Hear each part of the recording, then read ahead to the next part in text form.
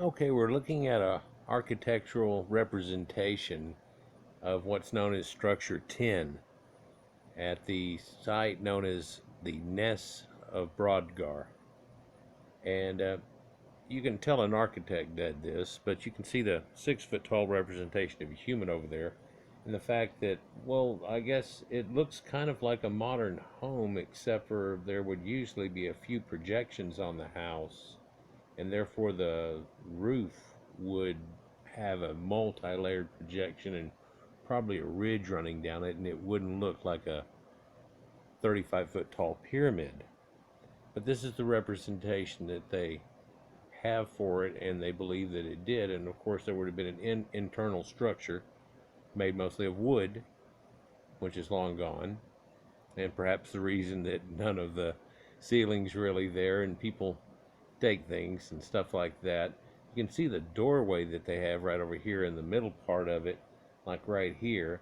And if somebody was to say, well, they just cut the house off, yeah, it's only half a door, so there would be another doorway or another bit that big, but you're missing some windows. Well, I don't know if y'all realize it, but until a modern day, windows were one place that didn't allow for any bit of privacy whatsoever, and people could just go through that pretty easy. But also the wind and the cold and things like that went through, and this is actually in a World Heritage Site in the heart of Neolithic Orkney. Now, we talked about D&D and orcs and things like that, and I'll try later to lead back to it. I thought about leading in with it, but we're already talking about pyramids and all kinds of other things. But if we said that house structure there would just be double the brick part that's red-ish that you see there, that wouldn't look too much different from a modern home. In fact, a fairly modern representation of it. Well, if you found out that the floor in there and the inside sinks down a good 3-4 foot, over a meter, then maybe it'd make more sense. But then you're having to climb into a hole.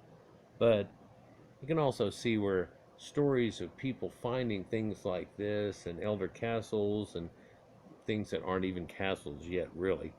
And but maybe everything's a temple, right? And everything, yeah.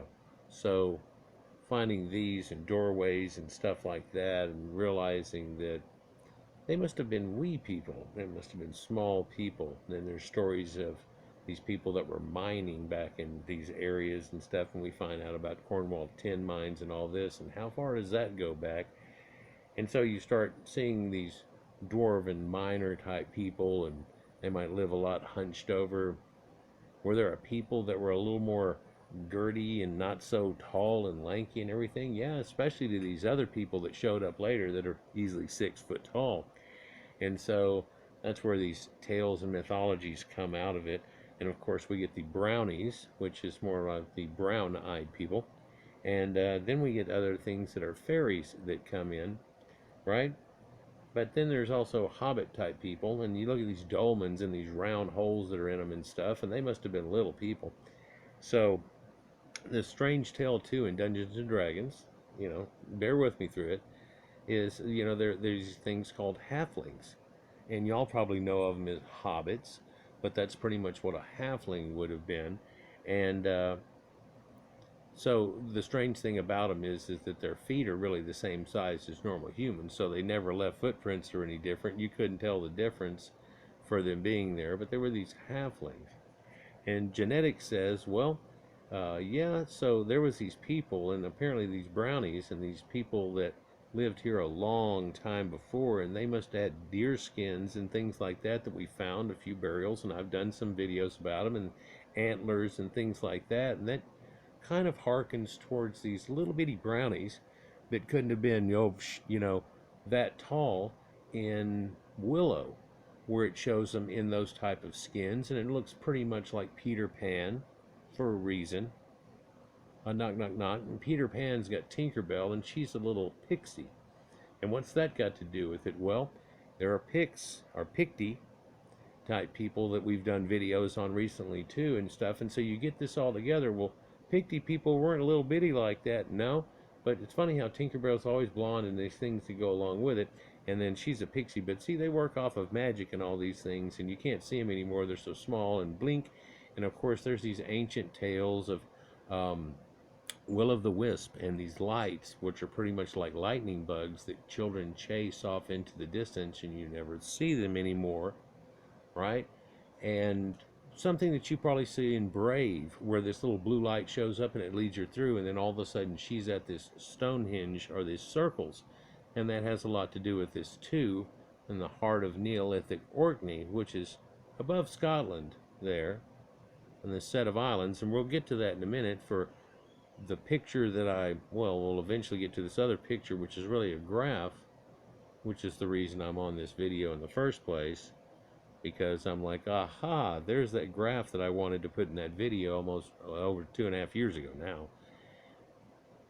But I'm already making connections in Pictus lands and everything else, and about things that I just talked about, and these fairies and so on. And so who are the elves? Wow, and these people with these sacred trees and stuff like that, and yew trees are sacred to them, and you find yew trees are sacred to Egypt and Proto-Indo-Europeans and so on, and then waves of this comes through though, and eventually it develops this weird mythology that we have that some people can't understand, that doesn't even seem as far-fetched as some Greek things or some of the Egyptian stuff, or maybe some of the Anunnaki concepts, not of Sitchin, but of just themselves, and the concepts that they had going on that you can see bleeding into the Bible and everything. And we've talked about a few of these things, but regardless, I haven't even gotten going here. But you can probably see how that made connections.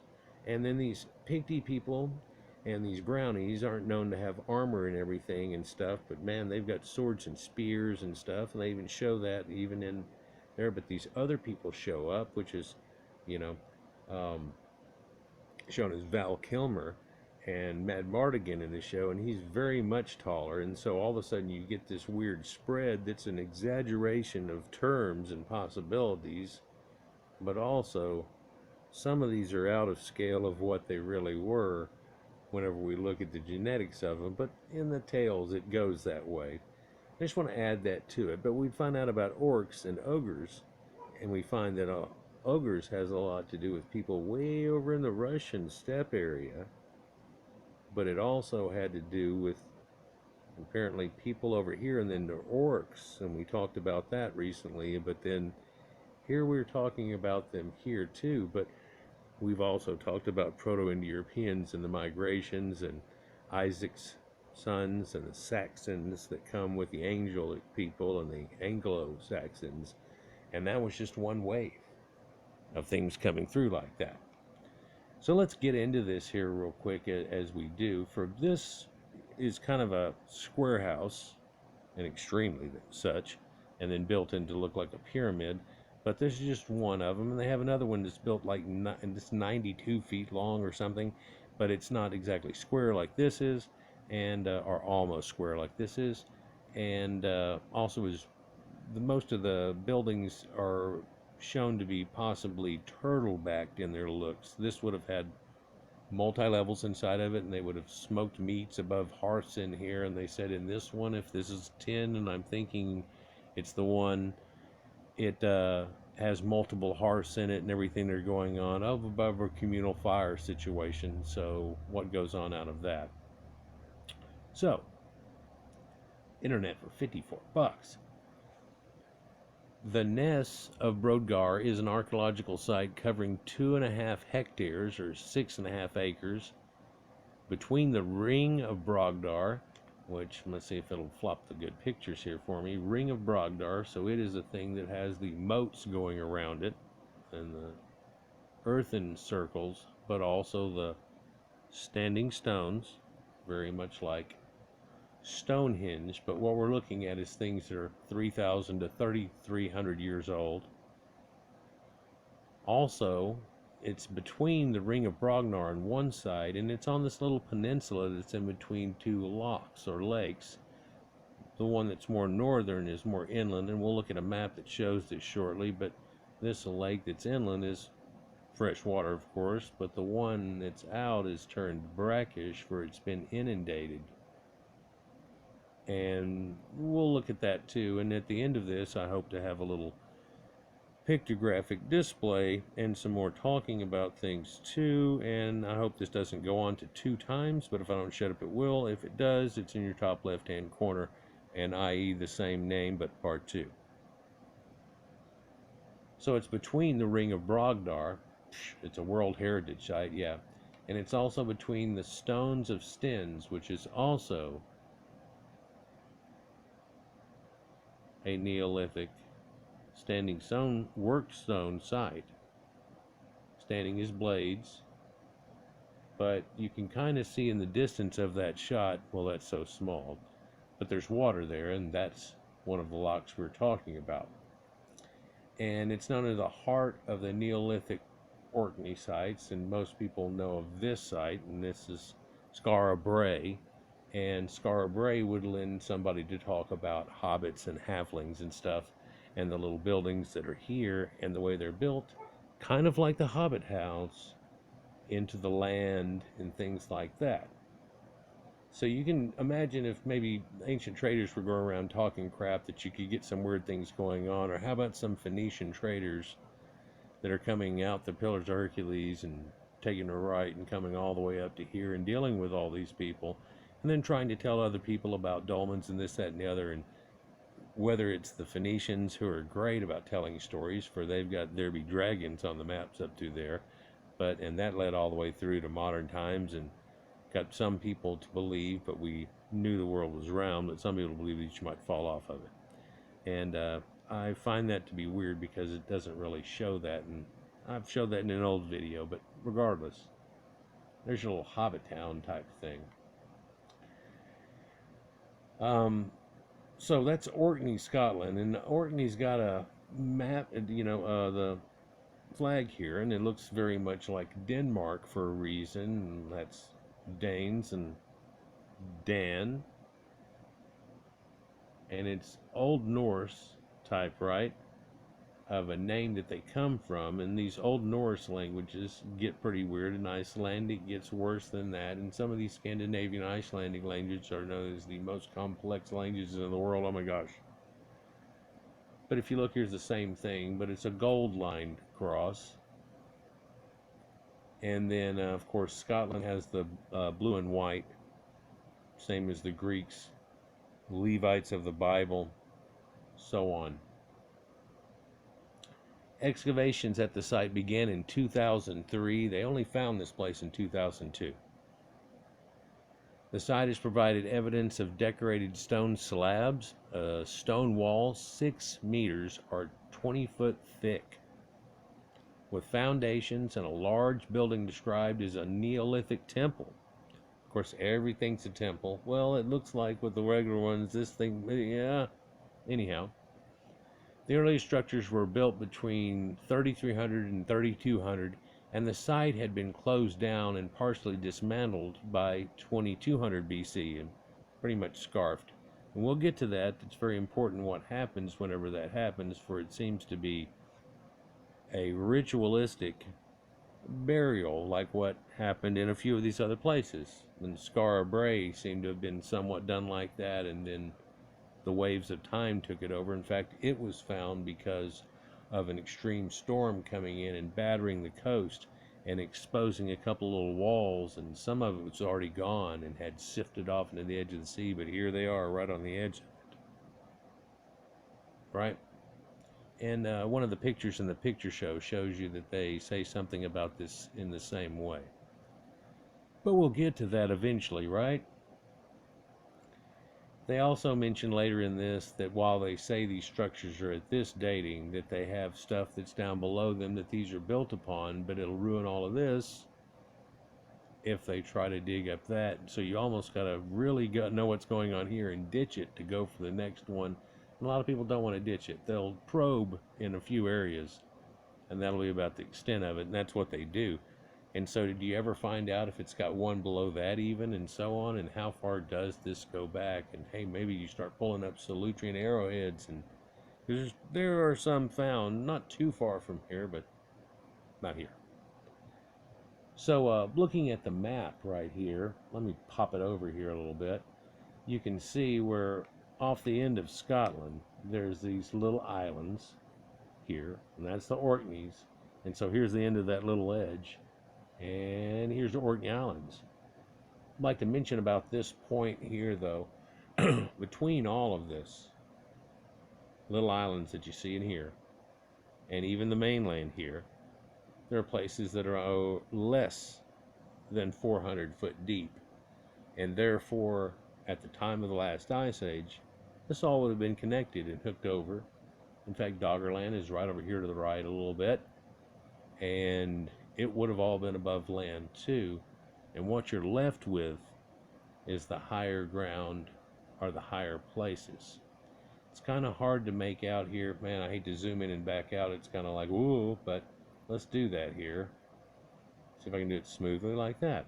See this peninsula running out into here, and this would be the freshwater, and this is the inundated brackish saltwater lake, and this is running on this peninsula that just cuts between the two right here.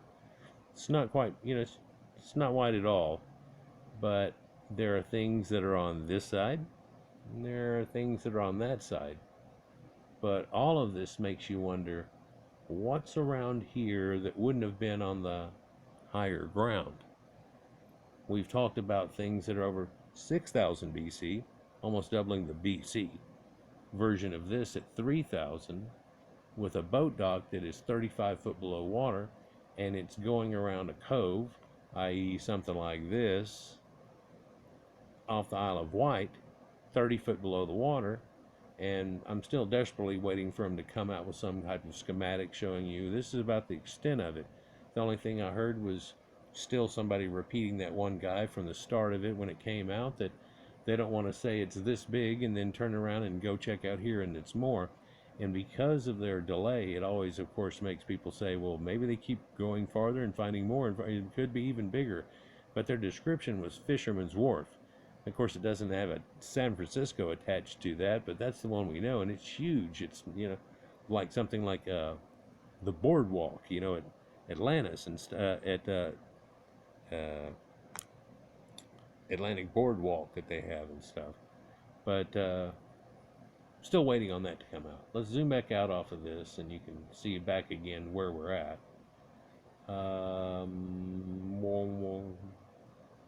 So, mainland Orkney, Scotland, on 58 degrees, and that's strange because the roof that they show and they give the chance for is somewhere along that pitch that would say that the sun kicks about that high. And this is above the level where the sun reaches its highest point and comes back down in its wobble, or the moon, by the way, and that's Tropic of Capricorn and Cancers and so on. But Neolithic site, and designated 1999 in a 23rd secession of it, that they had given the whole site, but yet this place was only found just a few years ago. Now the site today, let's see if I can get this in here. Yeah, that's pretty good. The site today, the Brodgar Peninsula, is a finger of land, a few hundred meters wide, situated between the saltwater lock of Ness and Ness. On there has to do with a lot of things. Hopefully I'll get to that later too. To the southwest and the freshwater lock of Harry, or Harry, to the northeast. To the southeast are the standing stones of Stens, which we've shown before here. And to the north and northwest is the ring of Brodgar. And does this pop up good here? There, it shows it there. In fact, there you can see the lock in its background. A short bridge connects these two sites. Also visible from the site are, to the east, the chambered cairn at Mashau, and this is a chambered cairn that has that Kurgan type burial and everything that we've talked about. And in a minute we'll get to the point of looking at a timeline thing after they describe these structures here. To the southeast is the Barnhouse settlement, And that's another small settlement that's been all dug out, but it's also dug out in that circular clover pattern that we're real familiar with seeing way over in Anatolia and places, in the earliest of places in Proto-Indo-European lands and in the steppes. And it has that look, and ironically people have connected it to the clover in some way.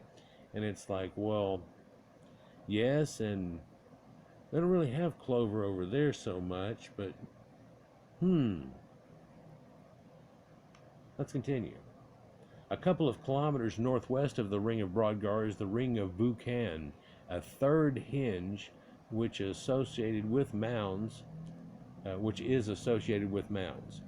The Neolithic village at Skara Brae, which we showed a picture of earlier, and that's kind of down in one of the crypt areas, or a crypt area, down in one of the living areas through there. And of course you can see it's multi-level down into it, but would have had wood all over the top of it.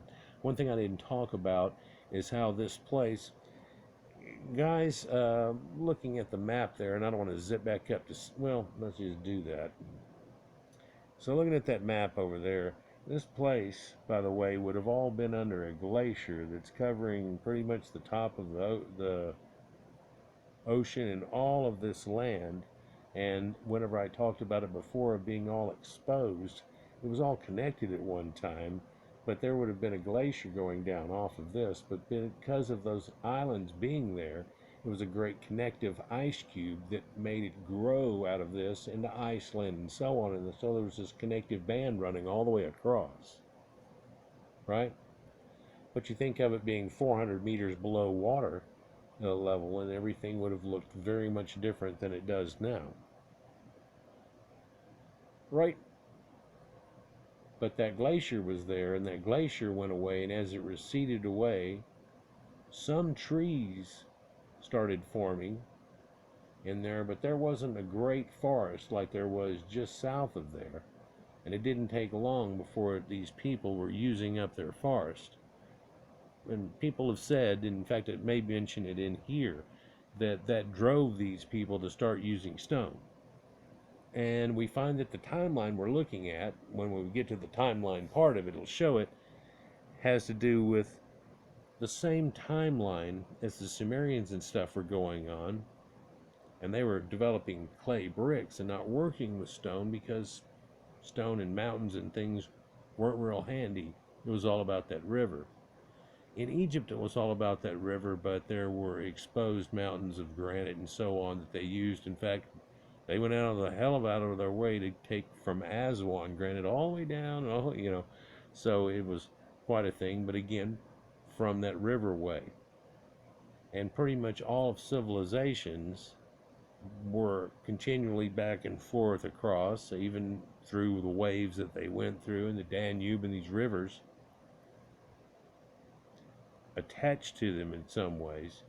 In fact, they find it weird whenever it's not attached to it. Like Arkham, we had looked at recently, and how they say Arkham is very much like that site, and damn, I'm going to forget the name of it again.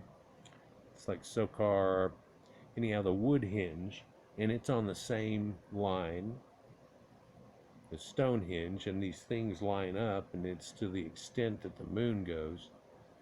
But what's weird about them, a few of them, is that they're not built off a river system in any way. And this isn't necessarily either, but they've got water right there. And there's constant rains and things like that in collections.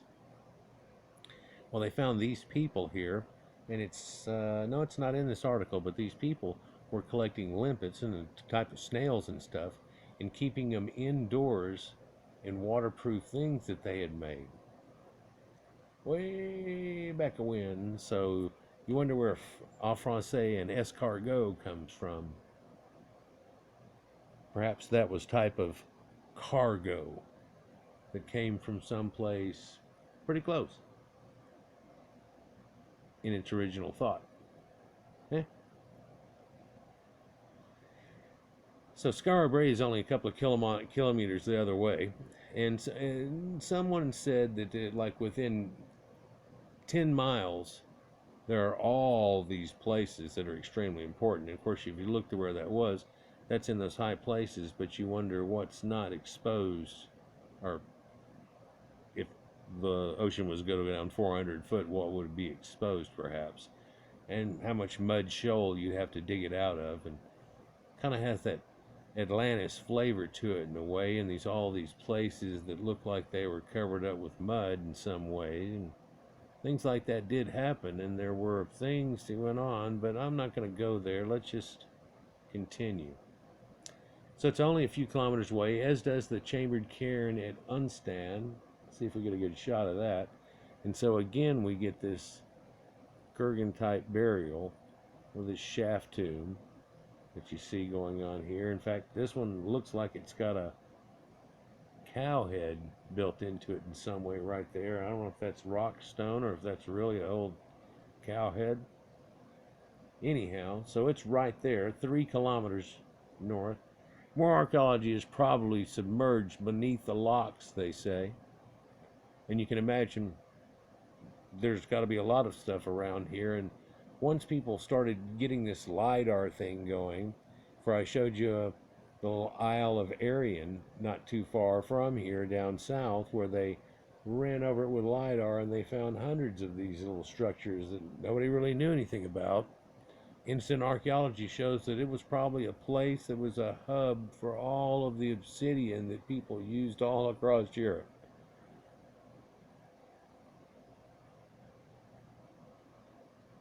It's amazing what you can find that's right below your feet when you never knew it was there. There's a few mounds not too far from here and not too far from where I grew up that are out in the middle of nowhere. And it makes you wonder if that has something to do with it. And all these farming lands are around here, and how many of those got mowed down over time. But there are other ones too, and Indian wells near here and so on that people talk about, and all kinds of things, and mills, Caddo mills and so on like that, of these Caddo type Indians. So all this stuff that's pretty much going away, disappearing, like all these sites, and just up under a layer of mud. And you get a couple inches up under dirt and you'll never see it anymore. And they had those crops, and whenever they went over them with planes, it's like showing these circles and all these shapes, and they're like, what the hell? Well, the moisture that verily is there is pulling around all those things and showing up finally. Pretty amazing. In Neolithic times, though, the Loch of Stins was probably a wetland area rather than a lake. Kind of a bog or wetland area. People from Skara Brae would have been able to walk there to the Ness of Brodgar, watch or take part in ritual activities, and walk home within a day. It was just 3 kilometers here, and this other one's 4, and they're all right there. Structures at the Ness of Brodgar are made of flagstone, a sedimentary rock found abundantly throughout Orkney. Flagstone is easily split into flat stones and was therefore a good material for the fine building work using Neolithic tools. Some of the stone found on the site is too thin for floor tiles or wall building, and is understood as the first evidence ever found of roofs. And you look at that initial picture that I started with, I don't know, flash back up to, looking like a pyramid, and that looked like a shingle roof.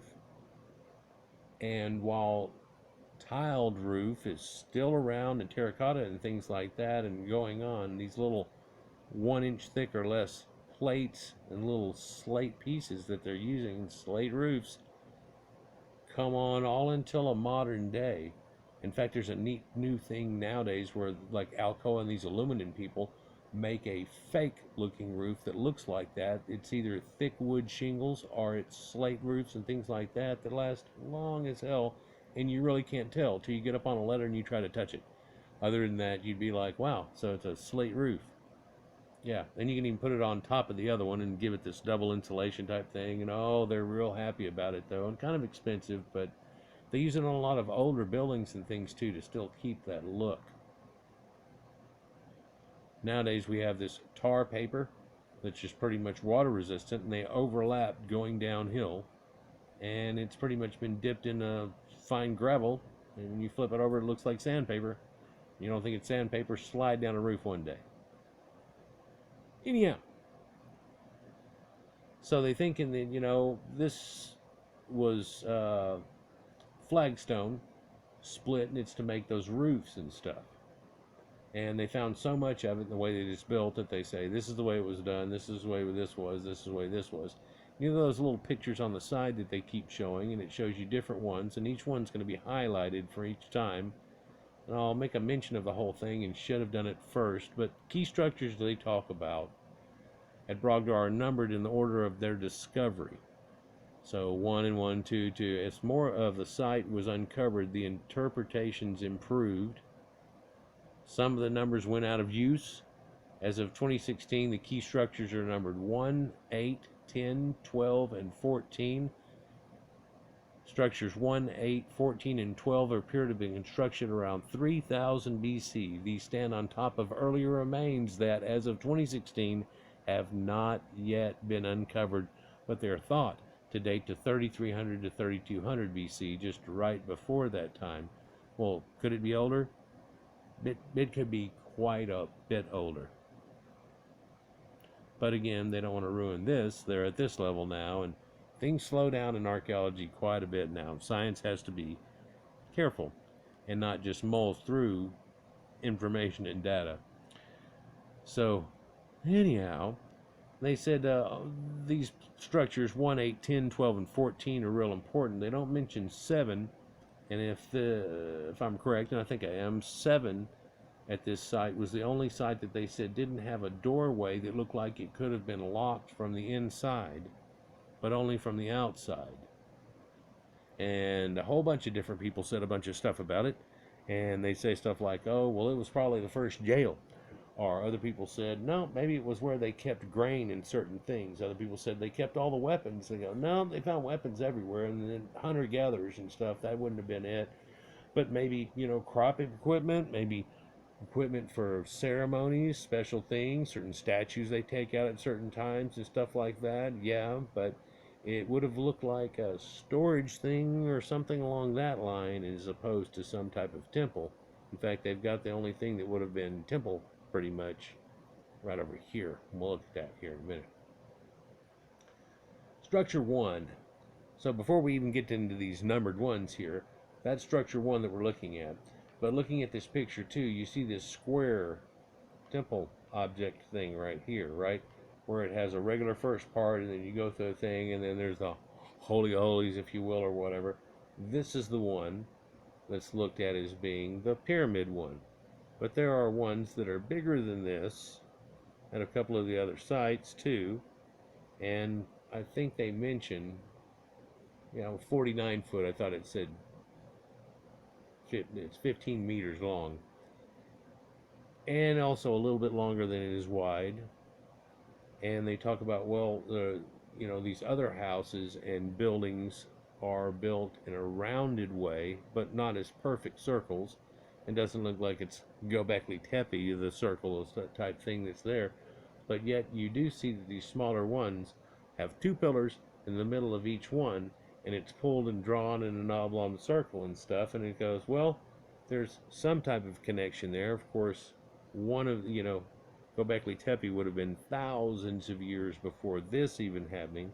And if you go back to the time of Göbekli Tepe, there probably would have still been a glacier here receding back rather rapidly, probably from the Younger Dryas event and so on. And then it wouldn't take but a few hundred years, and all of a sudden trees are going on, and then these people come in a few thousand years later, and there are some forests going on, but they're at the edge of where that can happen, so it's not so fervent.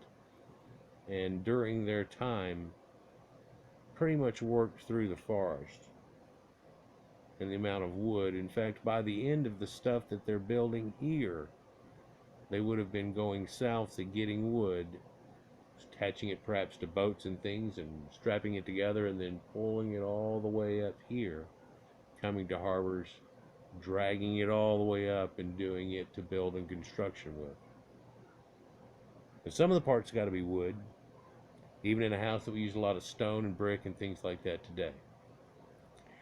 So, where am I at? 35 minutes coming on. Okay, well, let's just start running through these structures here real quick. Structure 1 is a complex history and appears to have been built on top of the remains of an earlier structure. But ding, the earlier official guide to the dig suggests that this structure appears to have been central to the site, although it's looking at it here. Oh, by the way, sorry, you can tell that this is misshapen. This is a misshapen potato hooked up to it. I believe this is number 7 they're never going to talk about. But the way that this wall is utilized and made larger in this one, and then the fact that that building that said it was built on an earlier structure, well, it's overhanging this other structure that's embedded into the ground. And so, yeah, definitely, right? And even though they found this little piece that's right here, and I believe in the pictograph it'll show it, that they had this whole one that's there, but that's out in that little bog, what they believed to have been a bog during the time. So when was it built? Because they wouldn't build it in a bog, would they? So that throws another aging that needs to be considered into these things that people aren't even going with when they do this. And I'd like to mention this is a new kind of aging where they're willing to talk about it, you know, well before the pyramids, blah, blah, blah, blah, blah. Okay? Of course, once that boat docking thing's come out, and it's predating this by thousands of years, and Göbekli Tepe has now opened up the opportunity for people to hit what used to be considered the super fringe. Whenever I was studying a lot of this, people are griping about different types of pottery, and it couldn't be settled, and it almost got to a fuzz right there and a frustration, and it just got left alone for decade after decade after decade after decade.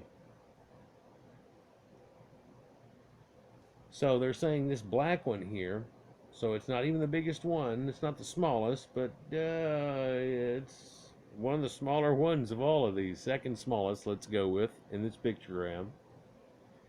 It's said to have been more than 15 meters or 49 foot long, but was radically rebuilt within about a century of its first construction. 2 doors were blocked up, a new door was inserted, and a new wall was built. It was decorated with many pieces of stone artwork, some of which were internal to the walls and would never have been seen while the building was in use. And some people have said, okay, well, they had that decoration on there already, and when they built the other one next to it, they enclosed that into it. And they're saying, no, it looks like even in these walls, which you'll get a picture of here in a little later, that there are rocks that are pictures and stuff that are built into the wall where you'd never see it. You know, not that the brick has a picture on it, but, well, yeah, don't want to go back to it, but that very first picture, there's a doorway, but on the right and the left at about, I don't know, 20 foot on either side of it, there's a little brick that's in there. Well, they say they had stuff like that going on, and then, of course, those little pillars outside, which kind of looks like the niched architecture of the Sumerians, kind of, but at the same time, some of these rocks had pictures on them, and they're built into the wall, just like they use that as. So how old was that stuff? Or is this some type of weird ceremony where the kids take their macaroni sculptures and they build it into the thing?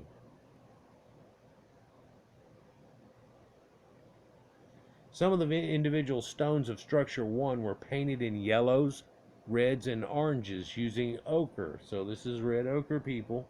We've talked about this for years now. Made of hematite mixed with animal fats, milk, or eggs. This is the first discovery in Britain of evidence of Neolithic people used paint to decorate their buildings. Well, it's the earliest so far found. But it's because these stones, some of them trapping it in there and in between, and now they dig it out of it and they go, there's this remnants of, well, that's red ochre. But we've talked about red ochre burials and connections all the way through about Neolithic Egypt, the founding people in areas, and then the people that were the founders in other areas ended up being those people later somehow, and yeah, Natufians, just, yeah, anyhow.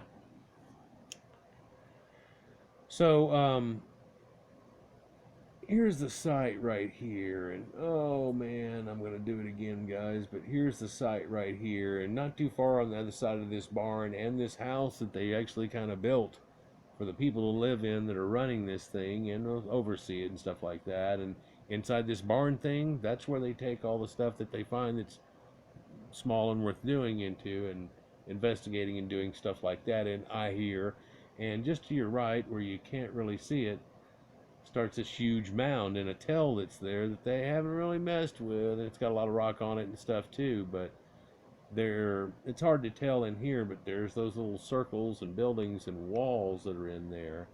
And see how from the floor sinks down, right? Digging it up. In 2015, the bones of a baby, which died around the time of birth, or shortly after, they said in the other one, were unearthed in a recess of this building. And we've talked before about how all the way through there, and the Tuvian people and stuff had this deal of burying people where they may not have their head anymore and stuff under buildings, under the floorboards and so on like that. And it's believed that it wasn't just like, hey, somebody got buried there and then they built it on them, but some people have looked at it to say, well, it could be a sign of ownership and stuff. My dad, and he's buried right here, and we're going to build a house on top, or something like that. But they've seen these, and you can tell where they dug in the floor and then putting people into there. So not only was it common, maybe even in the Wild West, for somebody to out back, if they had an acre or so, that have their plot with their little cemetery in it, but it was a lot even closer than that in ancient times. And ancestor veneration and stuff that I've talked a bunch about. Let's go back out so we can see the picture of this. So now structure 8, and it's big, and you can see it has this segmented look in it. And odd thing, by the way, just mention to it real quick, is in these segments that they show in ones like that, or all of these here, also look like the gate networks that used to be inside all these ancient buildings leading into cities that we found all across the holy lands of ancient days. And a similar structure. Structure 8 is roughly contemporary with Structure 1, they're saying, so it could have been as big as that, but look how huge it is in comparison, by the way. The one to the left of it, and it itself, so huge. Probably having been built, though, just after Structure 1 was completed, it comprised 10 piers and 10 recesses, and had 6 hearths inside of it. The remains of at least 2 earlier buildings lie beneath it, and Structure 8 appears to have undergone severe subsidence itself. Its floor slumped in antiquity, causing the roof to fall in, and some of its stones were used to form Structure 10. And so we'll talk about Structure 10 in a minute, but we're on 8. And we're going through the ones that they say are significant. But caused the floor to fall in, roof to fall in. Well, yeah, it's just pinned on the edge of it. When everything started dipping, the roof in that area fell in, right? Did they rebuild it and stuff after that? No, it doesn't seem so. Structure 8 was first the place where stone roof tiles were discovered on the site, and the first place where colored pigment was found on the walls. Uniquely among the buildings of the Ness of Brodgar, the indeed uniquely in Neolithic Europe, so far as we know, finely worked stone spatulas were found here. Finely worked stone spatulas out of stone. Now they resembled flattened spoons and have been made with great care. None of them show signs of wear, and their purpose is unknown. Other finds from this structure, including a whalebone, mace head, and a whale's tooth set in stone. What do they show on the mace head? They just show medieval maces and stuff, but really that's pretty much like a scepter. Like, arise, Sir Duke of Earl, arise, Sir, yeah, like that. You do it with the sword, no, there's a scepter.